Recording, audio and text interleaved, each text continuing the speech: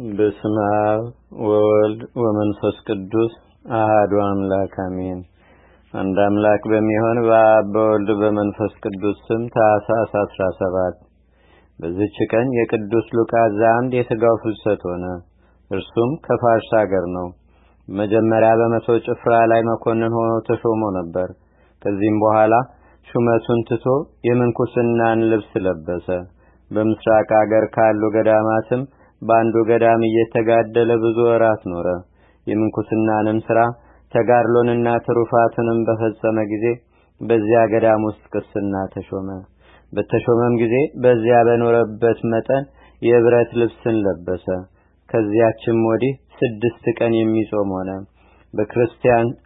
በክርስቲያን ሰንበት ቀንም ቀድሶ ሥጋውንና ደሙን ይቀበላል። ከዚህም በኋላ ከጎመን ጋር አንድ የዳቦ ለከት ይመገባል። ከዚህም በኋላ ከአምድ ላይ ወጥቶ በላዩ 3 ዓመት ቆመ።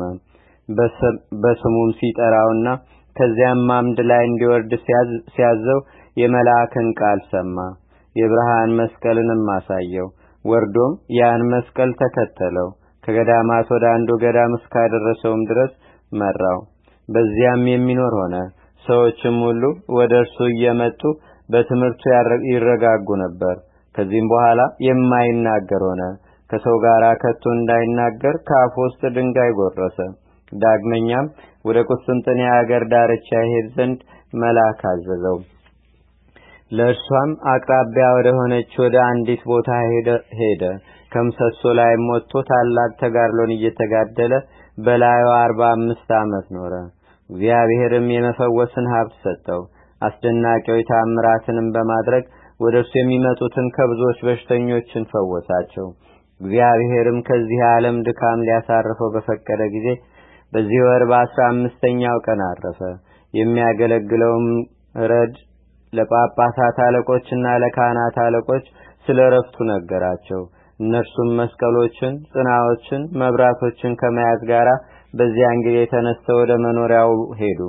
በላዩም ጸልየው ተሸክመው ወደ ቁስጥንጥንያ ከተማ ወሰዱት። ባረፈ በ3ኛው ቀንም ታኅሳስ 17 በዚህች ቀን አደረሱት። ወደ ቤተ መቅደስም አስገብተው የከበረ ሥጋው ባለበት እንደሚገባ ጸሎትን ፈጸሙ። ከእርሱም ተባረኩ። የተሰበሰቡትም ሁሉ ተባረኩ።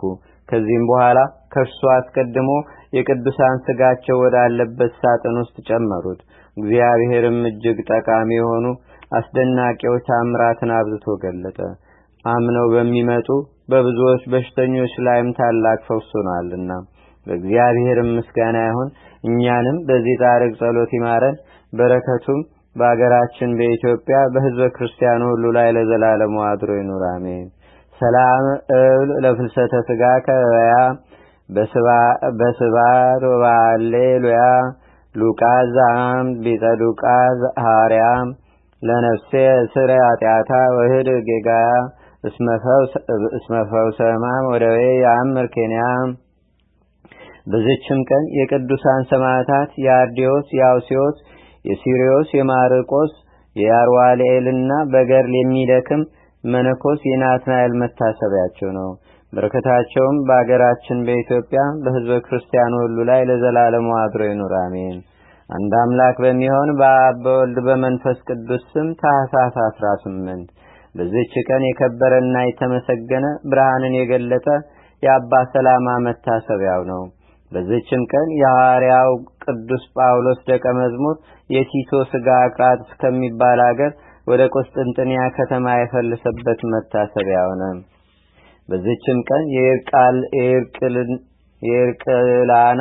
የእርቅላና በሰማዕትነት የሞተ በብሕትውና የሚኖር የቀሲስ ፊልሞና የዕረፍታቸው መታሰቢያ ሆነ።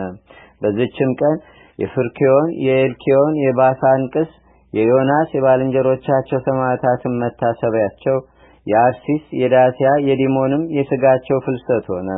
በዚህችም ቀን የቅዱስ የሐዋርያው ቶማስ የሥጋው ፍልሰት መታሰቢያ ሆነ። ለእግዚአብሔርም ምስጋና ይሁን። እኛንም በቅዱሳን መላእክት፣ ጻድቃን፣ ሰማዕታት፣ ደናግል፣ መነኮሳት፣ አበው ቀደምት ይልቁንም በሁለት ወገን ድንግል ከምትሆን ከእመቤታችን ከቅድስተ ቅዱሳን ከድንግል ማርያም ረድኤትና በረከቷ አማላጅነቷም በአገራችን በኢትዮጵያ በሕዝበ ክርስቲያኑ ሁሉ ላይ ለዘላለሙ አድሮ ይኑር አሜን። ዛቅረብኩ ማሌታ ዘኪራ ይላፈ ለተጠምዱከ ዘልፈ ለላነብብ ተወከብ ዘንዴቴ መጽሐፈ እንተረሰይከ እግዚኦ ጸሪቀመለት ውኩፈ ምላቡ ውላን ዘተርፈ ነቢያት ቅዱሳን ሐዋርያት ሰባኪያን ሰማዕቶ ጻድቃን ደናግል አድዮ መነኮሳት ቴራን ባርኩ ባርኮ ጉባኤ ዛቲ መካን እስከ አረጋዊ ሊቅ ቁኑስ ሕፃን ለዘጻፎ በክርታስ ወለዛ ጻፎን ዘይደርስ ለዛ አንበቦ ለዘተርጎሙ በልሳን አዲስ ወለዘሰማ ቃሎ በእዝነ መንፈስ በጸሎተሙ ማርያም አራቂተ ኩሉ እምባይ ስቡረ ማረነ ኢየሱስ ክርስቶስ አቡነ ዘበሰማያት